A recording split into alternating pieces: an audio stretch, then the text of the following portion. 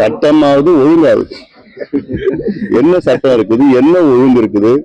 இப்போ கொஞ்சம் ஒரு 3 நாளுக்கு முன்பு பாத்தீங்கன்னா திமுகவுடைய முன்னாள் நாடாளுமன்ற உறுப்பினர் ஏஜிஎஸ் விஜயன் அவர் வீட்டிலே கொள்ளடிச்சுட்டு போயிட்டாங்க. இப்படி சட்டம் ஒண்ணுமே கிடையாது. காவல் நிலையத்துக்கு உள்ள போய் கழுத்தறக்குறாங்க. எவ்வளவு கொள்ளைகள். இந்த திமுக ஆட்சியில தான் இது வரைக்கும் அதிகமா கொலைகள் நடக்கிற ஆட்சி. இது வரைக்கும் தமிழ்நாட்டு வரலாற்றில அதிக கொலைகள் நடந்த ஆட்சியும் திமுக ஆட்சியில தான். குழந்தைகளை கொலை பண்ணிட்டு இருக்காங்க, அந்த அளவுக்கு ஆட்சி. ஏன் இதுக்கு காரணம் என்னன்னா கஞ்சா, போதைப் பொருட்கள், நபின், ஹெரோயின், என்னென்ன போதைப் பொருட்கள் இருக்கோ வெளிநாட்டுல என்னென்ன கிடைக்குதோ அதெல்லாம் இங்க தமிழ்நாட்டுல கிடைக்குது. நிறைய பிரச்சனைகள் அதனாலதான் வருது. சட்டம் ஒழுங்கை வைத்திருக்கின்ற முதலமைச்சர் அதுக்கு பத்தி என்னன்னு கூட அதுக்கு தெரியல, அது ஒன்றும் தெரியல. இப்போ வந்து ஆனா திருப்பி ஒரு மறுபடியும் குளோபல் பிரச்சாரம் பண்ணிட்டு இருக்கிறாங்க. ஏன்னா இப்போ தமிழ்நாட்டுல இவ்வளவு முதலீடுகள் வந்துடுச்சு. அதுக்கப்புறம் நான் ஒரு புத்தகமே போட்டேன், திமுக பொய் முதலீடுகள் என்ற ஒரு புத்தகத்தை ஆவணத்தை வெளியிட்டேன். அதன் பிறகு 80 விழுக்காடு முதலீடு வந்ததுன்னு சொன்ன தொழில்துறை அமைச்சர் இப்போ பார்த்தோன்னா 23 விழுக்காடு வந்துடுச்சுன்னு சொல்றாரு. ஏன் பொய்ய சொல்றீங்க? 23 கூட கிடையாது, வெறும் 9 விழுக்காடு தான். ஒரு ஆவணத்தையே போட்டு புக்கே போட்டு வச்சிருக்கேன். எதுவுமே இல்லை, புரிந்துணர்வு ஒப்பந்தம், மெமரண்டம் ஆஃப் அண்டர்ஸ்டாண்டிங், இது மட்டும்தான் கையெழுத்து போட்டிருக்கிறாங்க. 11,32,000 கோடின்னு. அதாவது அமைச்சரவையில ஒப்புதல் அளித்ததே வந்து 1,56,000 கோடி. அதுல 1 லட்சம் கோடி தான் வந்தது, முதலீடு வந்திருக்கு, இது வரைக்கும் வந்திருக்குது. எங்களுடைய ஆசை என்ன, இன்னும் நிறைய வரணும், முதலீடு வரணும், வேலை வாய்ப்பு உருவாகணும், பொருளாதார முன்னேற்றம் வரணும், தான் எங்களோட விருப்பம். ஆனா பொய்ய சொல்லிட்டு இவ்வளவு வந்துடுச்சுன்னு சொல்லுது பொய்ய. வந்ததுன்னா சந்தோஷம், வரல, வராமலே வந்துடுச்சுன்னு சும்மா பொய்ய சொல்லிக்கிட்டு பிரச்சாரம் பண்றதுலாம் வந்து விளம்பர அரசு தான் நடந்துட்டு இருக்கு. அது இல்லாம தமிழ்நாட்டுல இருந்து நிறைய தொழிற்சாலைகள், தொழில் நிறுவனங்கள் வெளி மாநிலங்களுக்கு போயிட்டு இருக்கு. ஆந்திராவும் தெலுங்கானா, குஜராத் போயிட்டு இருக்குது. காரணம் என்னன்னா கலெக்ஷன் கரப்ஷன் கமிஷன் தான். கூகுள் நிறுவனம் 1,20,000 கோடி வைசாக்ல போய் அங்க முதலீடு செய்யறாங்க. கூகுள் நிறுவனத்தின் இப்போ CEO சுந்தர் பிச்சை தமிழ்நாட்டை சார்ந்தவர். ஒருத்தர் வந்து அவங்க சொந்த ஊர்ல தான் வரணும்னு அவங்க ஆசைப்படுவாங்க. ஆனா அப்படிப்பட்ட சுந்தர் பிச்சை ஆந்திராவில போய் முதலீடு செய்யறாருன்னா அப்ப இங்க என்ன பண்ணிட்டு இருக்கிறாங்கன்னா இங்க மெத்தனமா இருக்கிறாங்க, அவங்க பத்தி கவலை கிடையாது. நிறைய நிறுவனங்கள் ஆந்திரா ஸ்ரீ சிட்டிக்கு போகுது. அங்க இவங்க ஒரு ஏக்கருக்கு வந்து 30 லட்சம் 40 லட்சம், அங்க வந்து ஒரு ஏக்கருக்கு வந்து 99 பைசா ஆந்திராவில் கொடுக்குறாங்க. 99 பைசா ஒரு ஏக்கர் கொடுக்குறாங்க. அப்ப எங்க போவாங்க? இது நிறைய ரொம்ப மோசமான ஒரு ஆட்சி இங்க நடந்துட்டு இருக்குது. இந்த ஆட்சிக்கு இன்னும் ஒரு 3 மாதத்துல முற்றுப்புள்ளி வரும். இப்ப பாத்தீங்கன்னா தேர்தல் அரசியல்ல இன்னைக்கு இருக்கிற சூழலுக்கு திமுக கூட்டணி தான் வந்து ஒரு வலுவான கூட்டணி மாதிரி தெரியுது. எதிர்கட்சிகள் வந்து ஒரு கூட்டணியா சேர்றதுல ஒரு சிக்கல் இருக்கா, சிரமம் இருக்கா, அது எப்படி பாக்குறீங்க? எந்த சிரமமும் இல்லை, எந்த சிக்கலும் இல்லை. இன்னும் ஒரு சில வாரங்களில் நீ பார்க்க போறீங்க. இன்னும் ஒரு அமையாம இன்னைக்கு வரைக்கும் இருக்கிறதுனால ஏதோ கொஞ்சம் சில குழப்பம் இருக்கிற மாதிரி தெரியும் உங்களுக்கு. ஆனா இன்னும் ஒரு சில வாரங்களில் நிச்சயமாக மிகப்பெரிய ஒரு பலமான ஒரு மெகா கூட்டணி தமிழ்நாட்டில் அமையும். அந்த கூட்டணியில் பாமக இருக்கும். எங்க கூட்டணி தான் நிச்சயமா வெற்றி பெறும்.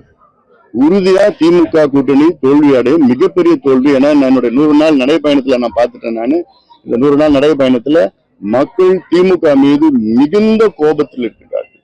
கோபம்னு அதோட கோபம்னா சாதாரண கோபம் கிடையாது, அது இந்த தேர்தலில் பிரதிபலிக்கும். அது உறுதியா நம்ம பார்க்க போறோம். எவ்வளவு பெரிய இப்ப இருக்கிற ஏதோ இருக்கிற மாதிரி இருக்குது. ஆனா நாங்க ஒன்னு அமைச்சிட்டோம்னா அது வேகமாக எங்களுடைய அணி வேகமாக முன்னேறி அது மிகப்பெரிய வெற்றி பெறும். சார், வாக்காளர் பட்டியல்ல 50 லட்சம் வாக்காளரை நீக்கிட்டாங்கன்னு சொல்லி ஒரு குற்றச்சாட்டு ஜெயக்குமார், முன்னாள் அமைச்சர் ஜெயக்குமார் வச்சுக்கிறாரு. அது வந்து அதிகாரப்பூர்வமான குற்றச்சாட்டா இருக்காது. அதிகாரப்பூர்வமான ஆதாரங்கள் இருந்ததுன்னா அதை பத்தி பதில் சொல்லலாம். இன்னுமே அது வெளியிடல, இன்னும் கொஞ்ச நாள் இருக்கு. வெளியிட்டாதான் நமக்கு தெரியும். அதுக்குள்ள எப்படி 50 லட்சம் 60 லட்சம் சொல்ல முடியும் தெரியும். இன்னொன்னு, தமிழ்நாட்டுல பாத்தீங்கன்னா போலி வாக்காளர்கள் நிறைய பேர் இருக்கிறாங்க. அது இறந்தவங்க பேரு இருக்கு. 2 வாக்கு வைத்திருக்கணும் நிறைய பேர் இருக்கிறாங்க. அதெல்லாம் வந்து கழிக்கணும். சென்னையில வந்து மழையின் போது பல இடங்கள்ல தண்ணி தேக்கி இருக்கு, மக்கள் அவதிப்படுறாங்க. 4,000 கோடி ரூபாய் போட்டு ப்ராஜெக்ட் ஆரம்பிச்சாங்க. அதோட நிலை எப்படி சார்? அது வந்து இன்னும் ஒரு எப்படியாவது 10 வருஷம் பண்ணிட்டு இருப்பாங்க. சும்மா இவங்க எல்லாம் காசுக்கு தான் என்ன பண்றாங்க. அது ஒரு திட்டமிடுதல் கிடையாது. மழைக்கு முன்னாடி எல்லாம் செய்யணும். இங்க நீ சென்னையில எங்க நான் சென்னையில தான் இருக்கிறேன். சென்னையில நீ எங்க போனாலும் அப்படியே சாக்கடையை பள்ளம் தோண்டி அப்படியே வச்சிருக்கிறாங்க. எதுவும் செய்யறது கிடையாது. எல்லாம் செய்யற மாதிரி கான்ட்ராக்ட் சும்மா போட்டு பண்ணிட்டு இருக்கிறாங்க. அவங்களுக்கு திட்டம் இல்லை. அவங்க என்ன செய்யணும், தொலைநோக்கு சிந்தனையோ தொலைநோக்கு பார்வை கிடையாது. அடுத்த 40 ஆண்டுகள் 50 ஆண்டுகளுக்கு திட்டமிடணும். இன்னைக்கு இவங்க அடுத்த 2 ஆண்டுகளும் திட்டம் எடுத்தது கிடையாது. ஏதோ வரணும், கான்ட்ராக்ட் வரணும், அது தேவையா இல்லையா கிடையாது. இபி எடுத்துக்கங்க, எலக்ட்ரிசிட்டி போர்டு எடுத்துங்க.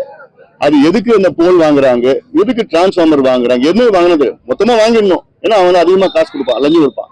அது வாங்கி வச்சுக்கணும். எலக்ட்ரிசிட்டி போர்டுல மின்சாரத்துறையில இப்ப பாத்தீங்கன்னா கடந்த 3 ஆண்டு காலத்துல 4 முறை மின் கட்டணத்தை உயர்த்திருக்கின்றார்கள்.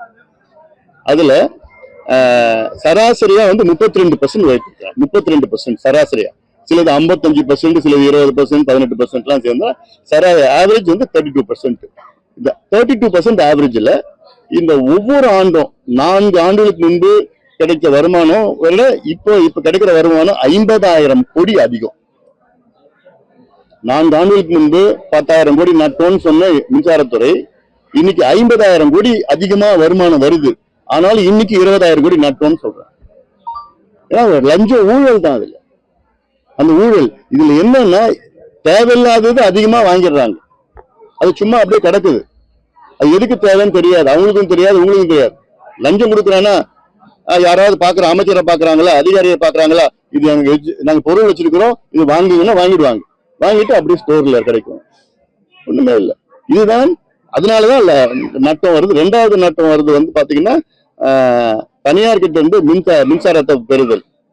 ஒரு உதாரணம், தமிழ்நாட்டினுடைய மின் தேவைகள் 18,000 மெகாவாட், மின் உற்பத்தி 36,000 மெகாவாட், தனியார் அரசு தேவைகள் எல்லாம். அந்த 18,000 மெகாவாட்ல கிட்டத்தட்ட 4,000 மெகாவாட் தான் அரசு தயாரிக்கிறது மின்சாரத்தை. மீதி 14,000 மெகாவாட் தனியாரிடம் மத்திய அரசிடம் பெறுகிறது.